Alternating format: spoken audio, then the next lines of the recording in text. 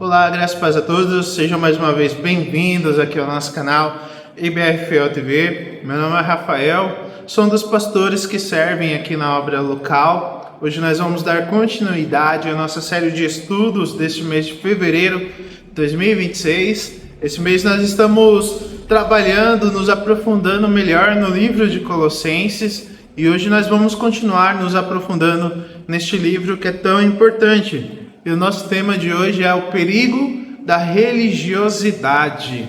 O nosso texto base se encontra em Colossenses 2, do verso 16 ao verso 23, o qual nos diz a palavra do Senhor.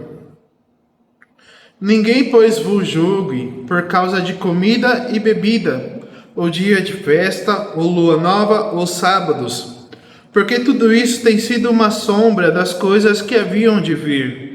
Porém, o corpo é de Cristo.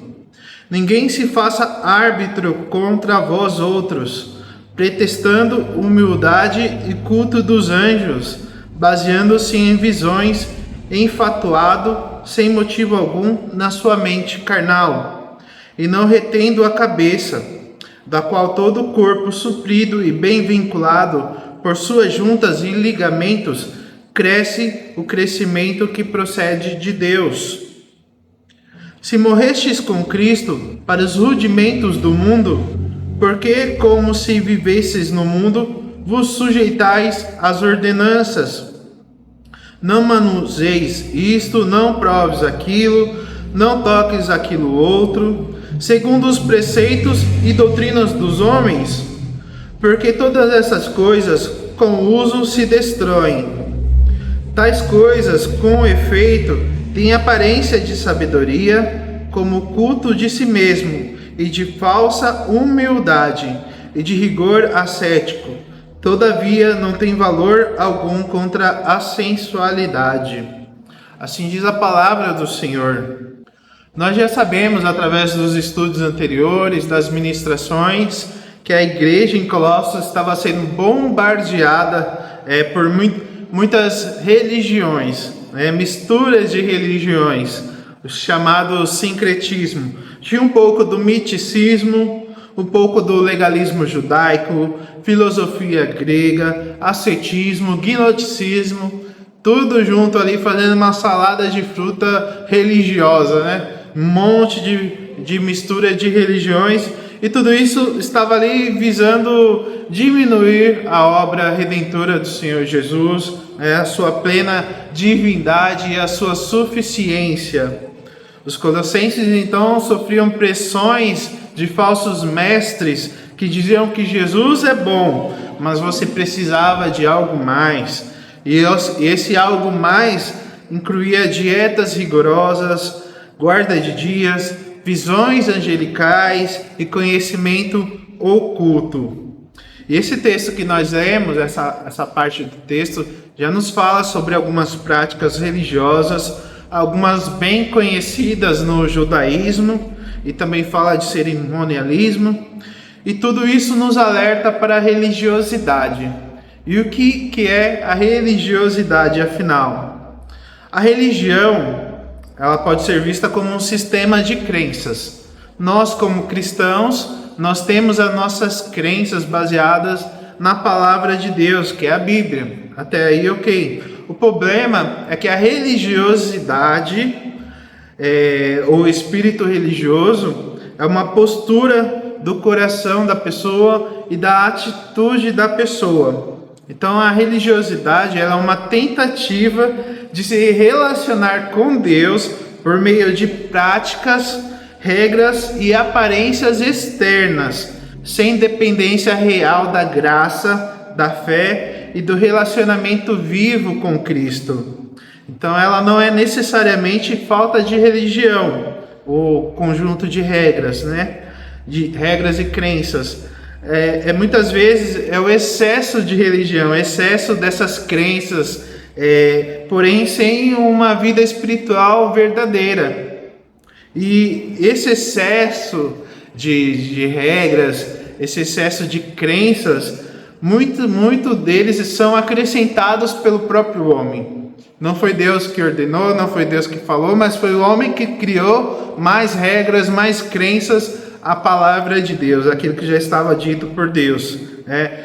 E isso é doutrina, ensinamento dos homens, como nós lemos no verso 22, doutrina de homens. No verso 23 ainda nos diz que tais coisas, com efeito, têm aparência de sabedoria, como o culto de si mesmo e da falsa humildade do rigor ascético. Todavia, não tem valor algum contra a sensualidade. Em outras traduções, nos diz que não tem valor algum contra as inclinações da carne. Isso que o texto está querendo nos dizer. Então, está querendo nos dizer que esse excesso de regras, essas crenças que foram acrescentadas àquilo que Deus já determinou, elas não têm valor algum contra as inclinações da carne, na realidade. E como já foi mencionado, né, a religiosidade também é chamada de legalismo, e ela é definida como aí uma tentativa de alcançar a santidade através de regras externas e esforços humanos. Aí tem o que nós lemos: não manuseie isto, não proves aquilo. Paulo ironiza essas regras no verso 21. O legalismo, ele foca no comportamento externo para mascarar, na verdade, a falta de uma transformação interna. A falsa humildade, o texto menciona uma humildade fingida. É aquela espiritualidade que se orgulha de ser muito rígida, mas que no fundo só alimenta um ego religioso. E a palavra de Deus já nos mostra em Mateus 23, verso 27, onde Jesus, ele compara os religiosos da época ali, os fariseus, a sepulcros caiados, bonitos por fora, mas sem vida por dentro. Pessoas que aparentam ser boas, santas e justas por fora, bonitas como túmulos pintados de branco, mas que no interior estão cheias de corrupção, maldade e impureza. Então, esses são religiosos, pessoas que vivem de aparência externa, mas que na realidade estão podres por dentro. E Paulo nos dá a entender que a lei e as coisas cerimoniais eram como uma sombra que apontava para o que havia de vir, Porém, o corpo é de Cristo, como está no verso 17 que nós lemos. É como quem diz: não se apegue à sombra, se apegue a Cristo, que é quem produziu a sombra. Então, o que Paulo está dizendo aqui para os irmãos é: não se apeguem à sombra, se apeguem a Cristo, porque é Ele que produziu a sombra das coisas que haviam de vir.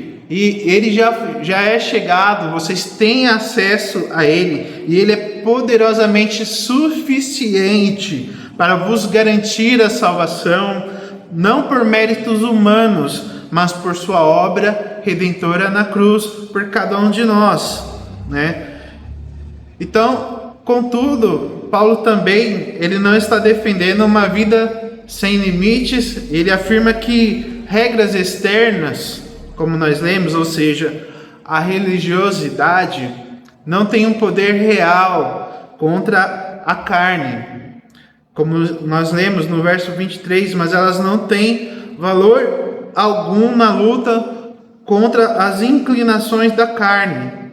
Paulo diz que em Cristo somos aperfeiçoados, circuncidados em nossos corações e assim mortos para a vontade da carne, sendo sepultados juntamente com Cristo através do batismo e ressuscitados mediante a fé em Deus para uma nova vida. Nós assim lemos neste capítulo 2 mesmo, no começo dos versos, nós lemos isso que Paulo escreve. E também nos diz que toda a nossa dívida de pecado foi paga por Cristo na cruz. Então nós entendemos que a verdadeira liberdade cristã, ela não é a ausência do senhorio de Jesus, mas uma submissão voluntária a Cristo. A religiosidade tenta subir a Deus pelo esforço humano. Por outro lado, muitos tentam trazer Deus ao seu nível de seus caprichos, né? Tentam trazer Deus até o nível de seus próprios caprichos, fazendo assim vontades da carne. O Evangelho diz que Deus desceu até nós em Cristo para nos transformar, né? E Cristo em nós é a esperança da glória, como diz Colossenses 1, o verso 27.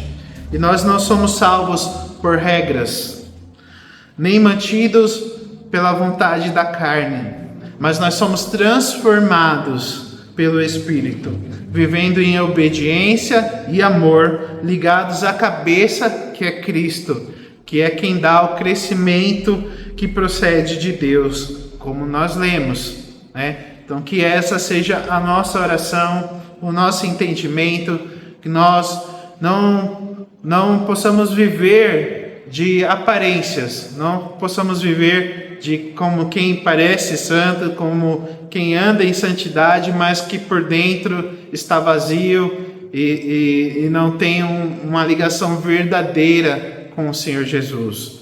Que nós possamos ser cheios verdadeiramente do Espírito Santo do Senhor e fazer a sua obra, fazer a sua vontade, não por aparência, mas com coração íntegro e verdadeiro, nos amando uns aos outros e ajudando para o crescimento da obra do Senhor Jesus. Que essa seja a nossa real intenção, não apenas aparência e religiosidade, mas uma adoração verdadeira, um relacionamento verdadeiro com o Senhor Jesus, que é a cabeça de toda a igreja.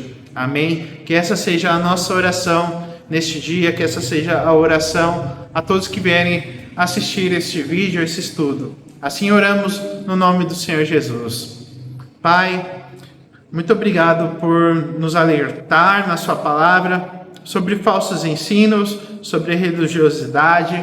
Senhor, ajuda-nos a termos um coração íntegro e verdadeiro, não vivendo por aparências, mas entregando realmente tudo o que somos a Ti, tendo em nossa consciência a obra redentora do Senhor Jesus e sabendo que Ele é suficiente para a nossa salvação, Ele é suficiente para nos achegarmos ao Senhor. E Pai, muito obrigado pelo Teu Espírito Santo que está conosco, nos guiando e nos convencendo da verdade, da justiça e do juízo.